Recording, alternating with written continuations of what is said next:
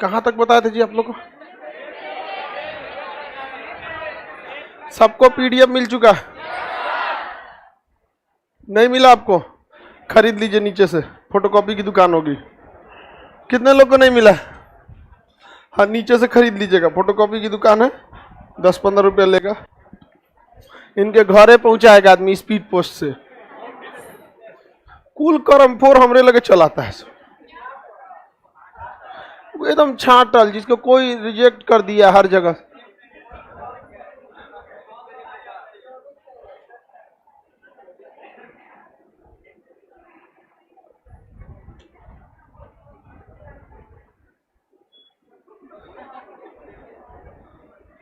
बकलोलिया करिए। सर को कैसे पता चला कि हम लोग बकलोल हैं? नहीं, लक्षण नहीं लग जाता है। बताइए, चीनी आए थे सब, जो चीनी मने चीन वाले इतिहासकार जो विदेशी, उसका सीक्वेंस बता सकते हैं? सबसे पहले पायांग के बाद संयुगन। संयुगन सही है, सही सुनाए होंगे आप लोग।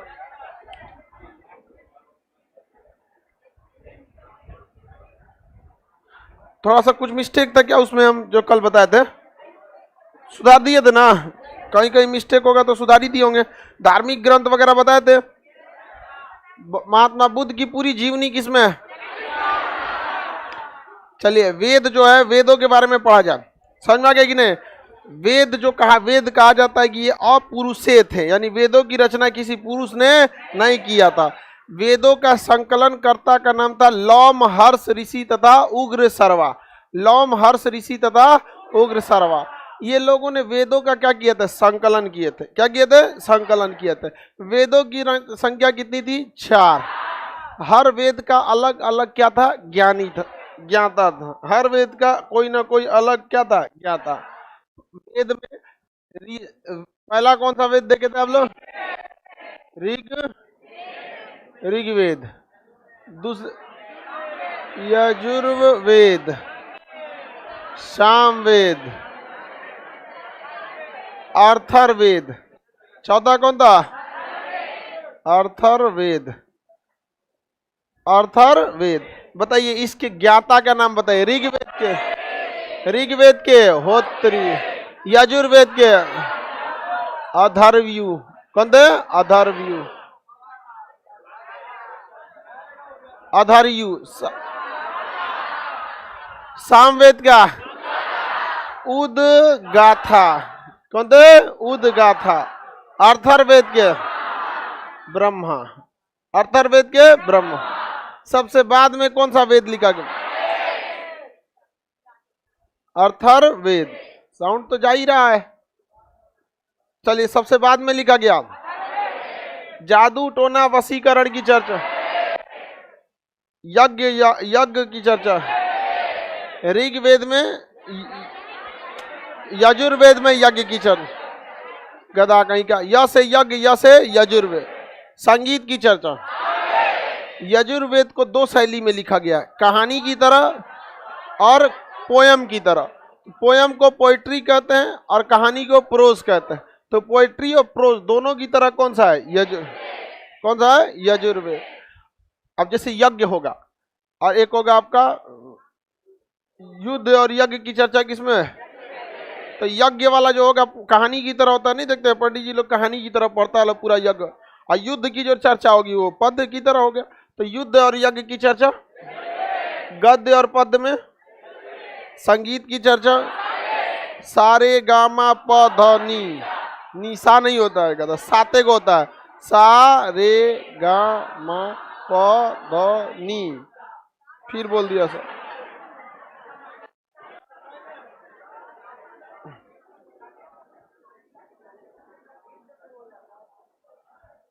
आगे देखिए, तो ये संगीत के 7 स्वर की चर्चा साम।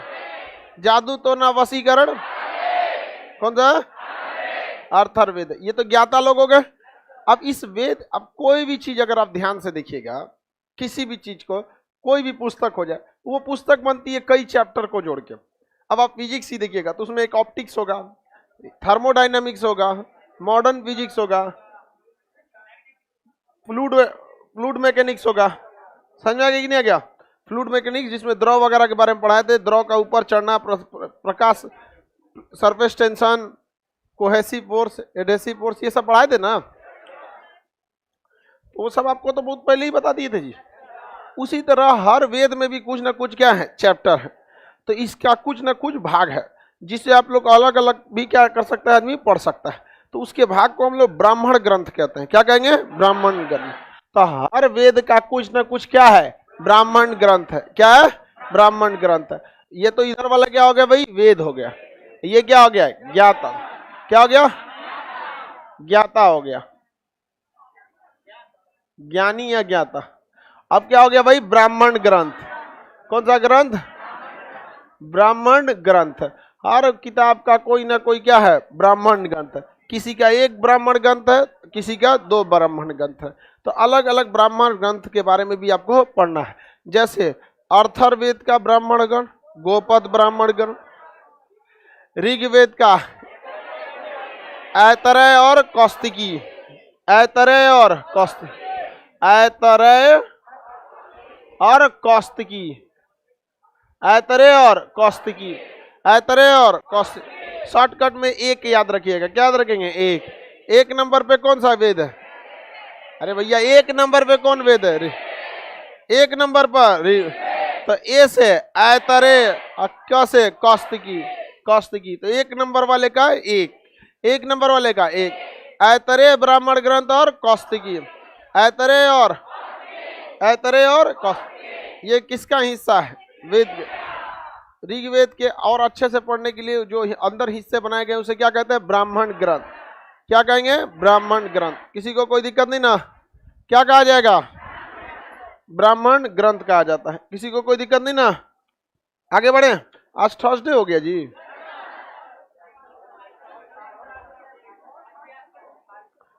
दिन बहुत जल्दी खत्म हो जाता है।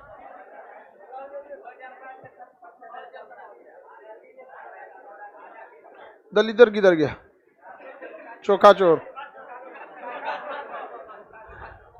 ऐतरेय और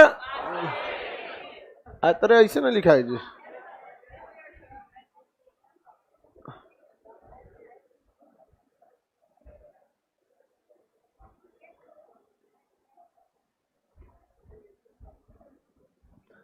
आगे बढ़ जाओ बाबू। अगला यजुर्वेद है। कौन सा है? यजुर्वेद का ब्राह्मण ग्रंथ, यजुर्वेद का 2500, यजुर्वेद का कितने हैं? देखिए बाबू लोग ध्यान से समझिए, इस सीक्वेंस में पढ़ रहा है। 2 नंबर पे ही सब के सीक्वेंस में लिखा है सामवेद। 2 नंबर पे ही सब में क्या लिखा हुआ है? सामवेद।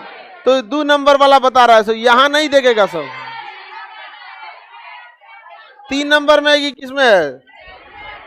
मटेरियल में 3 नंबर पे यजुर्वेद दिया, और यहाँ हम कितने नंबर पे लिखे हैं? 2 नंबर। तो ये सब ये बताएगा सब 25। चलिए बताइए आप लोग ध्यान से, यजुर्वेद का कितना? और ऋग्वेद का भी, और यजुर्वेद का 2। कौन कौन? सुनिए, सतपथ याद रखेंगे। सतपथ, सतपथ। और त है ना यहाँ दूसरा अच्छा, त से तैतरेय, तैतरेय। कौन सा है? तैतरेय। एक के नाम से दोनों याद होगा, उसमें एक से दोनों याद हो गया, ऐतरेय और कौस्तिकी। इसमें जैसे बोलेंगे सतपथ तो दूसरा अक्षर त से क्या होगा? तैतरेय। तो बताइए ऐतरेय किसका है? और तैतरेय सतपथ, सतपथ ऐतरेय, ऐतरेय तैतरेय गोपथ, अर्थर्वेद का कौन सा है? गोपथ। कौन सा है? गोपथ। कौन सा है? गोपथ। सामवेद का 25, सामवेद का 25, सामवेद का 5, सामवेद का 5। ब्राह्मण ग्रंथ को उपनिषद कहते हैं। क्या? उपनिषद आगे पढ़ना है। उपनिषद का अर्थ होता है गुरु के पास बैठकर शिक्षा लेना, उपनिषद कहलाता है, जिसमें सबसे प्रमुख उपनिषद का नाम है मुंडकोपनिषद। हालांकि और भी उपनिषद आएंगे, जालोपनिषद, बृहदोपनिषद, ये सब कई टाइप के उपनिषद आएंगे। अभी आपको ब्राह्मण ग्रंथ बताइए, ब्राह्मण ग्रंथ किसका हिस्सा होता है? वेद का। किसका हिस्सा होता है? इन दो का कै गो ब्राह्मण ग्रंथ? दो। इन लोग का एक। याद रहेगा। अर्थर्वेद का ज्ञानी, अर्थर्वेद का ज्ञानी, अर्थर्वेद का ब्राह्मण को, सामवेद का ज्ञानी, सामवेद का अर्थर्वेद, सामवेद का पंचवीस, ऐतरेय और कौस्तकी, सतपथ और तैतरेय, पंचवीस, गोपथ, गोपथ, ब्रह्मा किसके ज्ञानी? अधर्यु किसके ज्ञानी? अधर्यु यजुर्वेद, अधर्यु होत्री, होत्री अधर्यु, हाँ, उदगाथा, उदगाथा।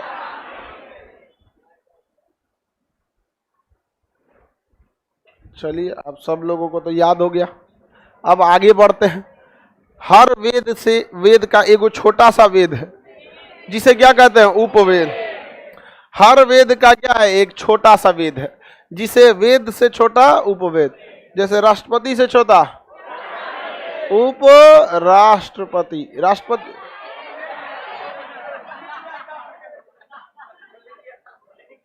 उपवेद लिख दिए तो उपराष्ट्रपति। बुढ़ौती में ना यही सबसे बड़ी समस्या, दिमाग में काम नहीं करता है। उपवेद। नेट बहुत प्रॉब्लम कर रहा है। आपका नेट कर रहा होगा बाबू, यहां से तो नेट की स्पीड ठीक है।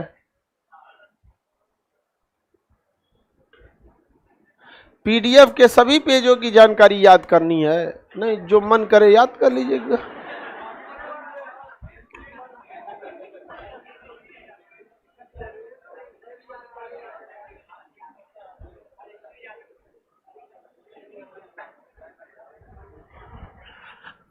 आगे बढ़े।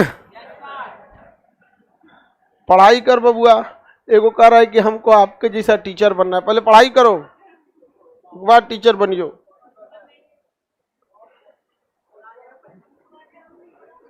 इसका ट्रिक उरिक कुछ बताइए ना।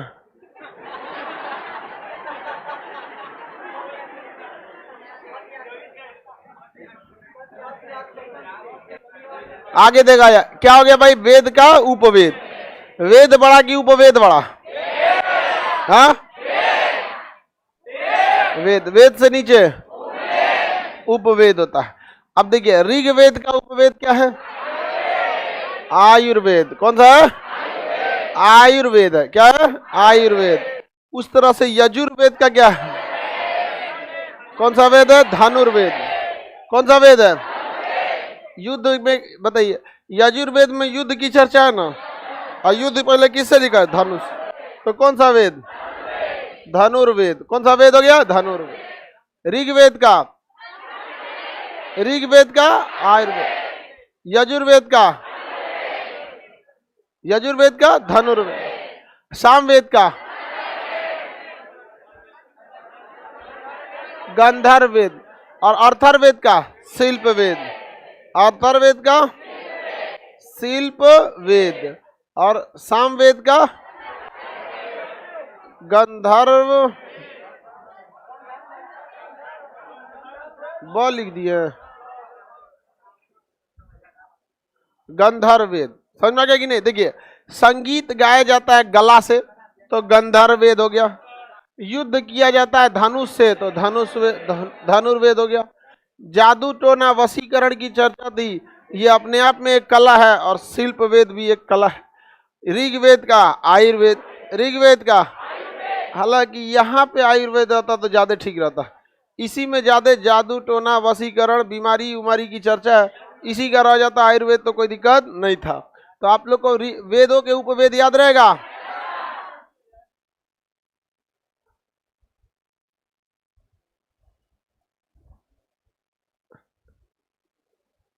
सबसे बेकार सब्जेक्ट यही लगता है।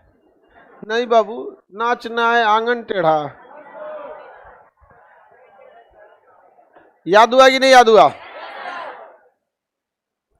जो चीज पढ़ने में अच्छा लगता है वो एग्जाम में नहीं आता है। आगे बढ़े। ऋग्वेद का उपवेद, ऋग्वेद का, सामवेद का गंधर्व, अर्थर्वेद का शिल्प, यजुर्वेद का धनु, यजुर्वेद का, सामवेद का।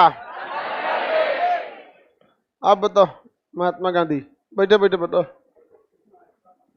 ऋग्वेद का ज्ञानी को क्या कहते हैं? ऋग्वेद का ज्ञानी पूछिए।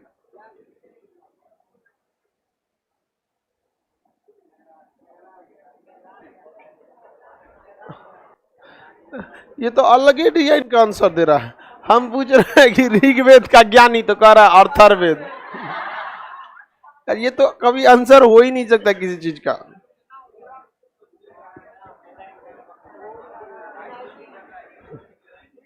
अब ये कौन सा आंसर है? ऋग्वेद का ज्ञानी तो अर्थर्वेद, कैसे आंसर लग रहा है आपका? अब आपसे कोई पूछे कि क्या नाम है आपका, तो आप आज का तारीख बताइएगा। अरे कुछ मिलता जुलता तो कम से कम बताइए। गजब खतरनाक आदमी है ये।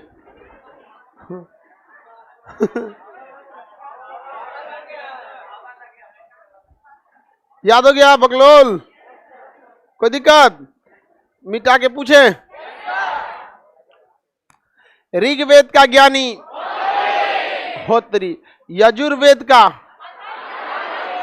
यजुर्वेद का आधारी, सामवेद का, सामवेद का उद्गाथा, गाना गाएगा, सामवेद का उद्गात, अर्थर्वेद का ब्रह्मा, अर्थर्वेद का ब्राह्मणगत गोपथ, अर्थर्वेद का ब्राह्मणगत गोप, सामवेद का ब्राह्मणगत पंचवीस। कौन सा है? पंचवीस है। कौन सा है? यजुर्वेद का ब्राह्मण ग्रंथ दो, सतपथ और तैतरेय, सतपथ और और एक नंबर का ऋग्वेद का एक, ऐतरेय और कौस्तुकी, ऐतरेय और कौस्तुकी। याद रहेगा। ऋग्वेद का उपवेद आयुर्वेद, ऋग्वेद का उपवेद आयुर्वेद, यजुर्वेद का उपवेद धनुर्वेद, यजुर्वेद का, सामवेद का, सामवेद का क्या बोलता है? हाँ, गले से गाया जाता है संगीत तो गंधर्वेद। शिल्पवेद किसका है? शिल्पवेद, शिल्पवेद। आप लोग में ना पहले सामवेद लिख दिया है, हालांकि पहले कौन होता है? यजुर्वेद। इससे कोई बहस नहीं ना। आप लोग याद रहेगा कि नहीं? सच में कि कोई दिक्कत नहीं है। तुम नकली गांधी, कोई दिक्कत? नाथुराम, तुम गांधी लायक नहीं है। नाथुरे राम ठीक है। आप आगे बढ़े। अब देखिए, वेद याद हो गया, वेदों के ज्ञानी याद हो गया, हर वेद का ब्राह्मण ग्रंथ याद हो गया, उपवेद याद हो गया। अब उपवेद का भी क्या होता है? ज्ञानी। जिस तरह वेद का ज्ञानी, उस तरह से उपवेद का ज्ञानी। जैसे पहला वेद ऋग्वेद, ऋग्वेद के ज्ञानी, दूसरा वेद उपवेद इसका आयुर्वेद के ज्ञानी प्रजापति। बताइए, आयुर्वेद वाली बीमार पड़ने की जरूरत, पूरे प्रजा बीमार पड़ेगा? पूरा प्रजा बीमार पड़ता है कि नहीं? आयुर्वेद में चर्चा है ये सब का, तो उसके ज्ञानी कौन थे? प्रजापति। आयुर्वेद के, आयुर्वेद के प्रजापति। 2 नंबर पे यहां हम लिख दिए हैं यजुर्वेद, जबकि आप में मटेरियल में यजुर्वेद कितने नंबर पे? 3 नंबर। तो बताइए, यजुर्वेद के, यजुर्वेद के विश्वामित्र, यजुर्वेद के विश्वामित्र, तो यजुर्वेद के विश्वामित्र, विश्वामित्र। और सामवेद के नारद, सामवेद के नारद, सामवेद के नारद।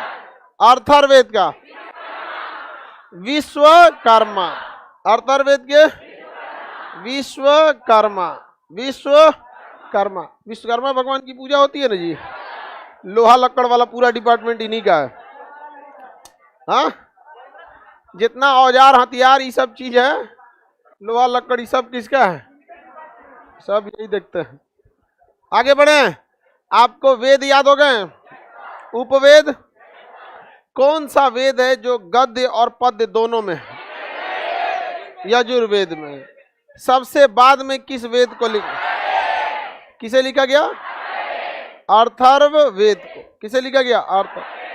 देखिए, पहले वेद 3 ही लिखे गए थे, इसलिए इन्हें वेद त्रयी कहा जाता था। क्या कहा जाता है? वेद त्रयी।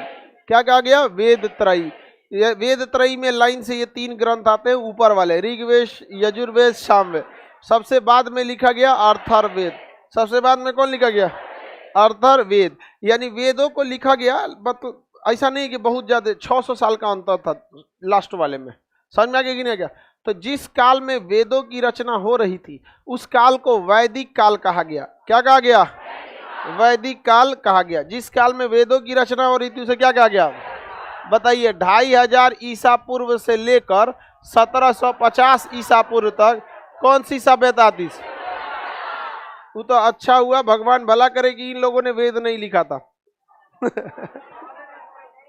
बताइए, वेद कोई पढ़ पाया आज तक? हाँ, मतलब सॉरी, सिंधु सभ्यता की लिपि कोई पढ़ पाया? और अगर ये वेद लिख के चले गए रहते तो वेद तो डुबाए रहते। अरे भाई, अभी तुम उसको जो वेद तो डुबले रहता, ब्राह्मणों ग्रंथ गया रहता, उपवेद भी गया रहता, तब आदमी बस इतना पढ़ा के चल जाता। इन्होंने कुछ किताब लिखा है जिसे अभी तक पढ़ने में सफलता नहीं मिली। हालांकि इतिहास बहुत कम हो जाता। आप लोग के लिए कैसा रहता? लोग तो मेहनत करना चाहता नहीं, तो बोलबे करेगा कि अच्छा रहता। पहले के जमाने में जब फिजिक्स, केमिस्ट्री, पॉलिटी, हिस्ट्री सब नहीं था, तो वेद ही शिक्षा के मुख्य माध्यम हुआ करते थे। और कई सारे ऐसे वेद थे, या कई ऐसे समय आए गए हैं जिस समय महिलाओं को वेद पढ़ने नहीं दिया जाता था। ऐसा होता था, जो शूद्र जाति से थे उन्हें नहीं पढ़ने दिया जाता था। ये सब डिस्क्रिमिनेशन ही भारत में सबसे ज़्यादा खराब लगता है। ये पता नहीं क्यों ये चीज़ें आ गई कि हम ऊंचे तुम नीचे। समझा ही नहीं? ये सब पिटाने का एक सीक्वेंस है। समझ में गया? अंग्रेजवा कैसे पीटता था सब? आज पहले मराठों को निपटाएंगे, फिर बंगालियों को, फिर पंजाबियों को, फिर यूपी वालों को, फिर वैसे वैसे ही आपको ही मत समझिएगा कि नेता आपको छोड़ देंगे। सब धीरे धीरे निपटा रहा है, सबको निपटाएगा सब। बताइए, इस समय क्या वेद लिखा गया था? अगला 250 साल तक कुछ हुआ ही नहीं। 1500 ईसा पूर्व से लेकर 600 ईसा पूर्व, 1500 ईसा पूर्व से लेकर 600 ईसा पूर्व तक, इस काल में ही किसकी रचना हुई थी? वेद की। इस काल में किसकी रचना? वेद की। अतः इस काल को क्या कहा गया? वैदिक काल। क्या कहा गया? वैदिक काल। तो बताइए, ये तो 250 साल तक बीच में कुछ हुआ ही नहीं। 1750 से लेके 500 के बीच में कोई खास चीज आया ही नहीं। लोग आराम से जिंदगी जिए, चल गए, कोई अच्छा काम किया ही नहीं। अब 600 से स्टार्ट होता है महाजनपद। 600 से क्या चालू होता है? महाजन। क्या चालू होता है? महाजन। अब महाजनपद जैसे खत्म होगा तो फिर विदेशी आक्रमण होंगे, कुषाण आएंगे सब हमला करने। वो खत्म होंगे तो गुप्त काल वाले आएंगे। गुप्त काल खत्म होगा तो वर्धन वंश वाले आएंगे, और हर्षवर्धन को हरा देगा दक्षिण भारत से आके। और दक्षिण भारत से जब हराएगा तो फिर उसके बाद धीरे धीरे इतिहास और आगे बढ़ते जाएगा। नहीं समझे? तो बताइए, वैदिक काल तो आप जैसे वेद पढ़ रहे हैं तो दिमाग में तो झलक रहा होगा कि सिंधु सभ्यता के बाद जिस काल की रचना हुई उसे वैदिक काल कहते हैं। उसे सिंधु सभ्यता इसलिए कहा गया कि उसकी सारे शहर सिंधु नदी के तंत्र के किनारे ही थे। ऐसे वैदिक क्यों कहा गया? वेदों की रचना हो रही थी। वेदों की रचना हो रही। अच्छा, वेदों को 4 वेद को हम 2 कैटेगरी में बांटे हैं। शुरुआत के 3 वेद प्राचीन वेद है, अतः उन्हें वेद त्रयी में रखते हैं। और लास्ट वाला एक वेद बाद में लिखा गया था। तो वेदों को 2 कैटेगरी में बांट दिए कि नहीं बांट? तो वेदों के लिखने जाने वाले काल को भी 2 कैटेगरी में बांटेंगे कि नहीं बांटेंगे? हाँ, नहीं बांटेंगे? ये काल कौन सा हो गया बाबू? वैदिक काल। कौन सा काल? वैदिक काल। वैदिक काल कितनी भाग में बटेगा? 2 भाग। कितनी भाग में? 2 भाग में। शुरुआती भाग कहलाएगा 1500 ईसा पूर्व से लेकर 1000 ईसा पूर्व। इसमें कितने वेद लिखे गए? 3। कितने? 3। अब उसके बाद बचेगा 1000 ईसा पूर्व से लेकर कब तक? 600। इसमें कौन लिखा गया? अर्थर्ववेद। क्या कहा गया? अर्थर। तो इस काल को कहते हैं ऋग वैदिक काल। क्या कहेंगे? ऋग वैदिक काल। और इस काल को कहेंगे अर्थर्वैदिक काल। उत्तर वैदिक काल। क्या कहेंगे? उत्तर वैदिक काल। कौन सा काल? उत्तर वैदिक काल। तो बताइए, दोनों को मिला देंगे तो वैदिक, दोनों को मिला देंगे तो कितना सिंपल है। अच्छा, अब आपसे सवाल पूछते हैं, वैदिक काल के लोग ज्यादा एडवांस होंगे कि उत्तर वैदिक काल? हाँ, उत्तर वैदिक काल में। और यहीं पर यह सबसे बड़ा इतिहास की चेंजिंग हुई है। लोहे की खोज हुई है उत्तर वैदिक काल। और लोहा एक ऐसा धातु होता है जो इजीली अवेलेबल है, इजीली मॉडिफाई कर सकते हैं, कहीं भी यूज हो सकता है। ऐसा कोई घर द्वार नहीं होगा जहां लोहा का यूज नहीं हुआ। हथौड़ी से लेके चाकू, छुरी, चम्मच, सब चीज किससे बनेगा? लोहा से। चम्मच जो स्टील का होता है, 99% लोहा, 1% कार्बन, 100% स्टील। तो कभी भी डायरेक्ट स्टील नहीं बना सकते। जैसे डायरेक्ट दही नहीं बना सकते हैं ना, पहले क्या बनाना पड़ेगा? दूध। तो सेम समझिए कि पहले लोहा है, लोहा से स्टील बना सकते हैं, जिस तरह दूध से दही बना सकते हैं। आगे बढ़ जाए। महाभारत किस काल में हुआ? इस सबसे पहले वो माइथोलॉजी में आते हैं, सब धार्मिक ग्रंथों में आ जाते हैं, ऐतिहासिक ग्रंथ वगैरह में ये लोग नहीं आते हैं। आगे बढ़ जाए। तो हम लोग अभी किस काल में जी रहे हैं लोग? अब मतलब किस काल को पढ़ रहे हैं? वैदिक काल। अभी यहाँ आए नहीं, अभी किताबों पे हैं हम लोग, ठीक है? किसी को दिक्कत? अब बाद में अगर कोई एक वेद पढ़ लिया तो उसको नाम के आगे वेदी लगा दिया। कोनो 2 वेद पढ़ लिया, द्विवेदी लगा लिया। 3 पढ़ लिए, त्रिवेद। 4 पढ़ लिए, चतुर्वेद। 5 पढ़े हैं, 5 को वेदे नहीं होता, 5 वेद नहीं होते। समझ में आ गया कि नहीं आ गया? हालांकि जो वेद, अब कई तो अन्य पुस्तक भी होते हैं जिसमें पुराण, जो पुराण वगैरह पढ़ लेते हैं, उपाध्याय लगा देते हैं। सुने ना, किसी के नाम में क्या लगा रहता है? उपाध्याय। उपाध्याय लगा देते हैं लोग। तो ये सारा टाइटल किसका है? ब्राह्मण लोगों का। क्योंकि पहले पूजा पाठ शिक्षा सारा डिपार्टमेंट किसके पास था? ब्राह्मण लोगों के पास था। आगे बढ़ जाए। प्रजापति लगा देते हैं। ये तो ज्ञानी थे ना, आयुर्वेद के ज्ञानी को क्या कहा गया? प्रजापति। याद हो गया? पूछा जाए।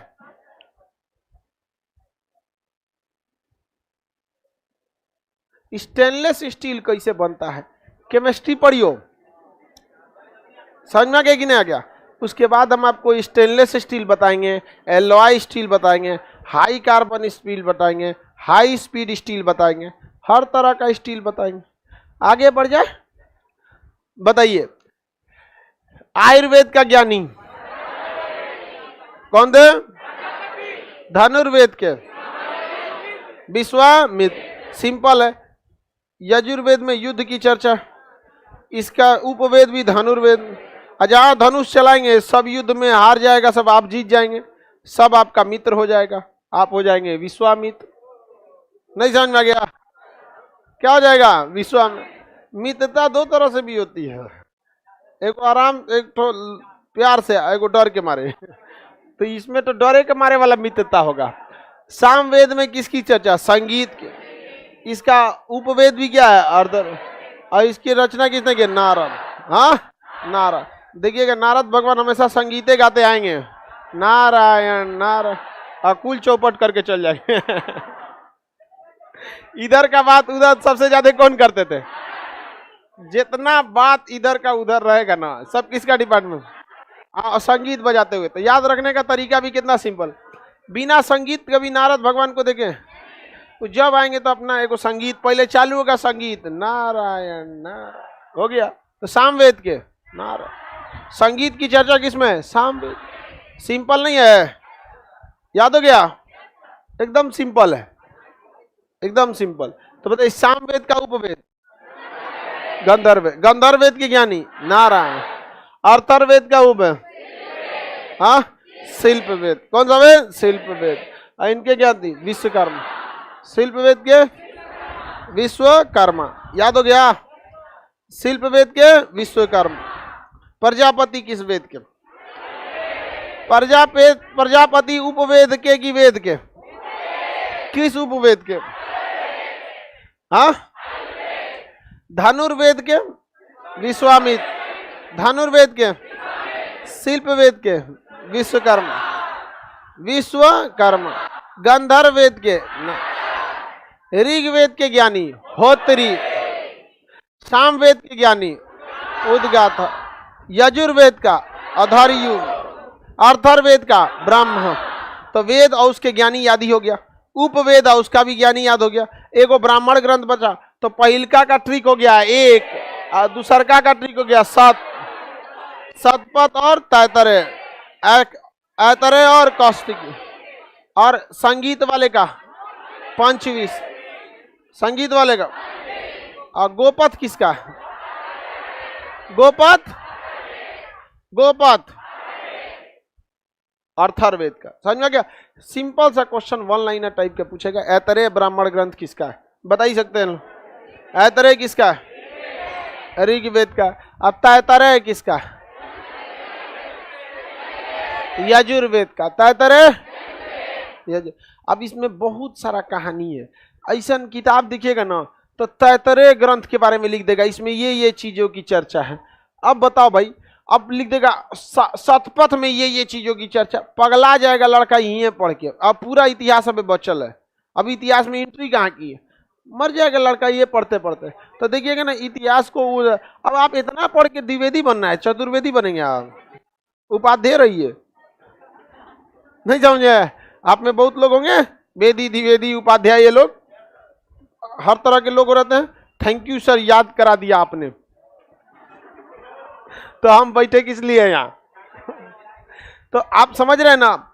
आप देखिएगा बहुत सारी किताबें होंगी और बहुत सारा ऐसा भी रहता है जिसमें पूरा गोपथ ब्राह्मण ग्रंथ में क्या है। अरे भैया, जिस समय आप ऑप्शनल सब्जेक्ट लीजिएगा ना यूपीएससी या बीपीएससी में किसी में, तो ऑप्शनल का जब मेंस पढ़ा जाता है ना, तो उस ऑप्शनल के टाइम पे आपको कभी ये नहीं पढ़ाया जाएगा कि देखिए बाबू अर्थर्वेद का उपवेद, अर्थर्वेद के ज्ञानी को ब्राह्मणा कहा जाता है, उनका ब्राह्मण ग्रंथ गोपथ, ये सब कभी नहीं होगा। जब भी आदमी मेंस पढ़ाता है तो ये एज्यूम कर लेता है कि ये सारी चीजें आप पढ़े होंगे। अब उसमें पढ़ाया जाएगा कि गोपथ ब्राह्मण ग्रंथ में क्या था। समझ में आ गया कि नहीं? कि अब ये पढ़ा दे भाई, अभी पढ़ा के क्या करेंगे? किसी का मेंस में पॉलिटी होगा, किसी का ज्योग्राफी होगा, जब ले लीजिएगा मेंस में तो ये होगा। मेंस में ये मत सोचिएगा कि आपको आदमी बबुआ की तरह पढ़ाएगा, देख बाबू कौन किसके ज्ञाता, कुछ नहीं। आप हाई स्पीड का भी नहीं, जो चीज आप जान गए आदमी एज्यूम कर लेता है कि आप जानते हैं। सीधा कहेगा आदमी चलिए देखते हैं ऐतरेय ब्राह्मण ग्रंथ में क्या था। अभी नहीं बोलने जाएगा कि ऐतरेय ब्राह्मण ग्रंथ किस वेद का था, उतना आपको करना पड़ेगा, उतना पहले से पता होना चाहिए, क्योंकि भाई पीटी पास करके गए ना। अब बताओ, लड़का कहता है पीटी में दोनों एक के बार कर ले, क्या करोगे भैया इसके बारे में जान के? तब तक पीटी में भी तुम्हारा दिमाग घूम जाएगा। तो ऐसा नहीं है। अब कई लड़के कहने लगते हैं कि सर देखिए इस किताब में ये लिखा है। हम कहे यार उस किताब वाले को तुम्हारे रिजल्ट से मतलब नहीं था, उसको बेचने से मतलब था, और वो तुमको यही दिखाना चाहता था, ले लिया यहाँ पर। तो आपको वेल डिफाइन होना चाहिए कि कहाँ हमको किस लेवल का पढ़ना है। समझ रहे हैं कि नहीं? कोई दिक्कत आप लोग को समझ में आ रहा है?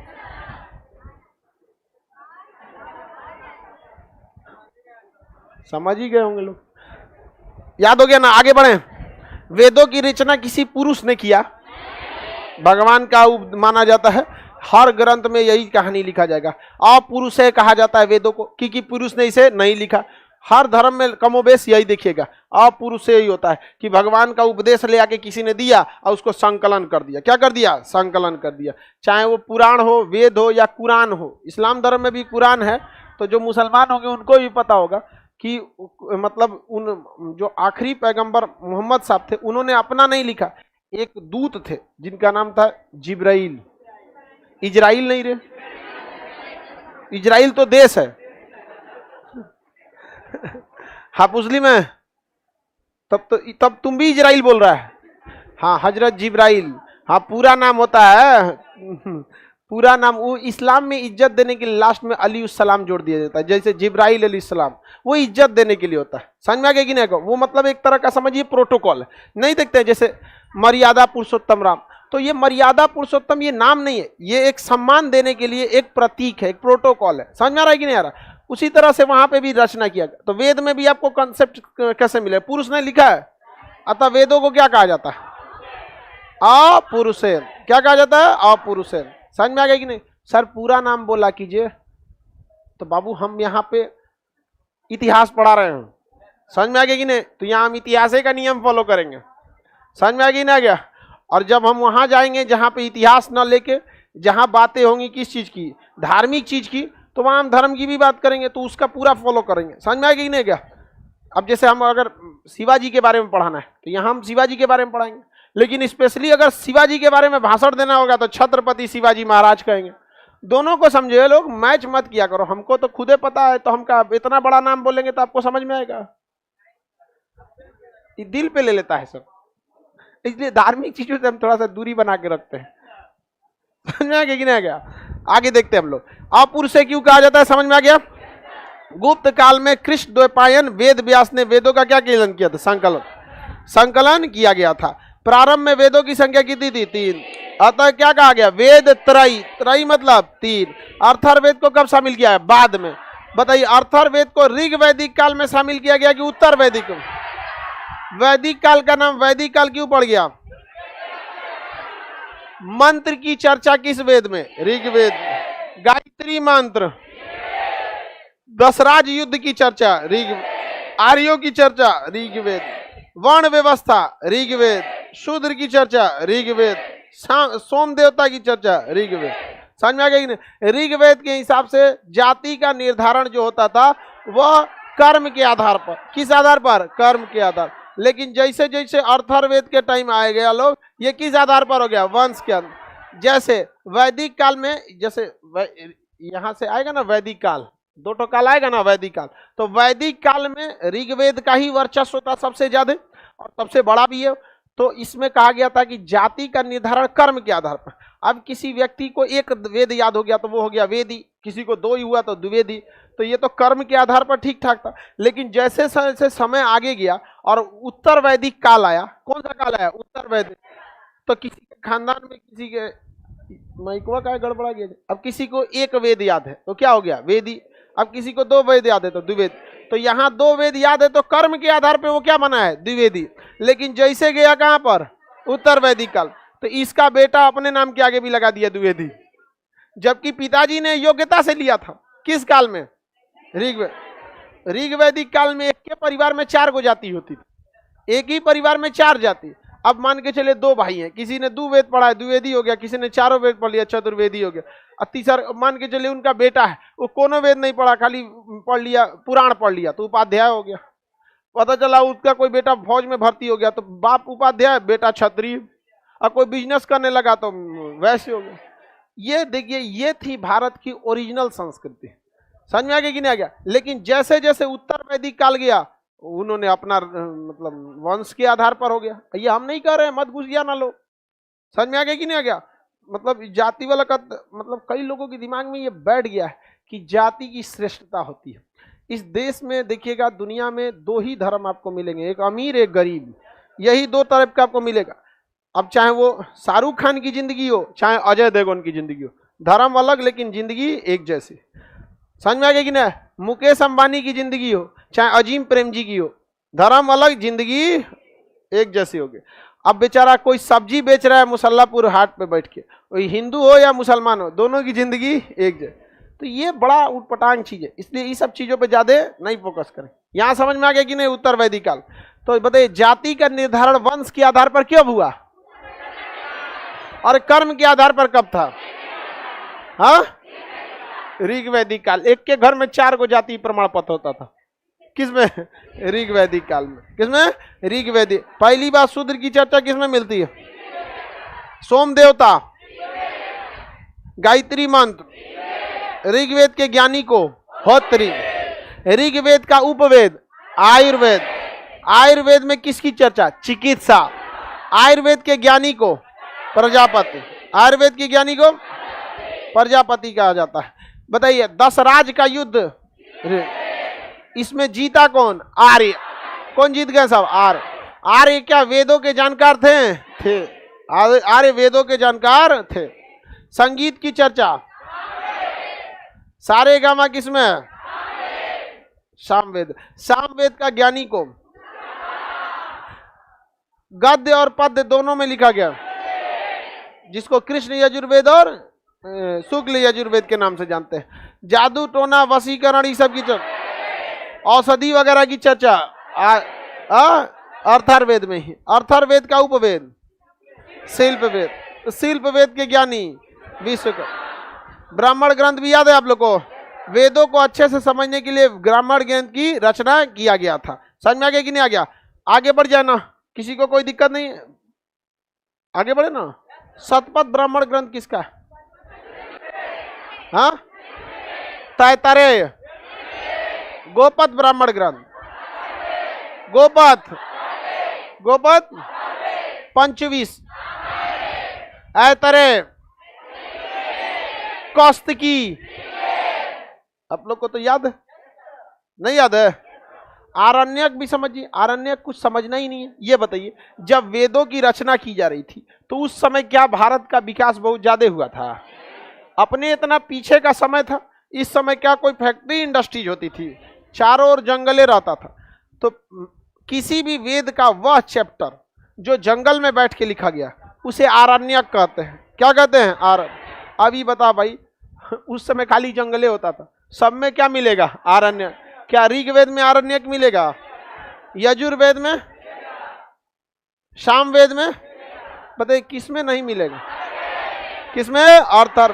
क्योंकि समय बीतने के साथ धीरे धीरे जंगल कटते गए, लोग शहरों में आकर बसने लगे। विद्यालय कहाँ खुलने लगे? शहर में। अब वही पहले होता था तो गुरुकुल होता था जंगल के बीच में। समझ में आएगी नहीं? 4 गो बैच पढ़िए, उसके बाद दोपहर में लकड़ी खोजिए गुरुजी के साथ, और फिर खाने पीने का व्यवस्था देखिए, उसके बाद। तो बताइए, वेदों के वह भाग जो जंगल में लिखा गया उसे क्या कहा गया? आरण्यक। क्या कहा गया? आरण्य। लगभग हर वेद का कुछ न कुछ भाग आरण्यक है। आरण्यक मतलब क्या होता है? जंगल में लिखना। ऋग्वेद का आरण्यक है, सामवेद का, यजुर्वेद का, अर्थार्वेद का नहीं, क्योंकि अर्थार्वेद कहाँ लिखा गया? बाद में। इसी वजह से अर्थार्वेद का आरण्यक नहीं है। आरण्यक वैसी पुस्तक जिसकी रचना जंगल में की गई, इसे आरण्यक कहते हैं। इसकी संख्या 7 है। अर्थार्वेद को छोड़कर सभी पुस्तक क्या थे? आरण्यक थे। क्या थे? आरण्यक। किसी को कोई दिक्कत नहीं ना? अब वेद का अंग होता है वेदांग। क्या होता है? वेदांग। अब वेदांग पढ़ लेंगे लोग, अब वेदांग के बाद क्या पढ़ लेंगे? पुराण पढ़ेंगे। ऐसे धीरे धीरे करके ये खत्म हो जाएगा। थोड़ा सा चैप्टर उटपटांग है, लेकिन रिवाइज करेंगे तो याद हो जाएगा। अब नेक्स्ट क्लास हम लोग कल करेंगे।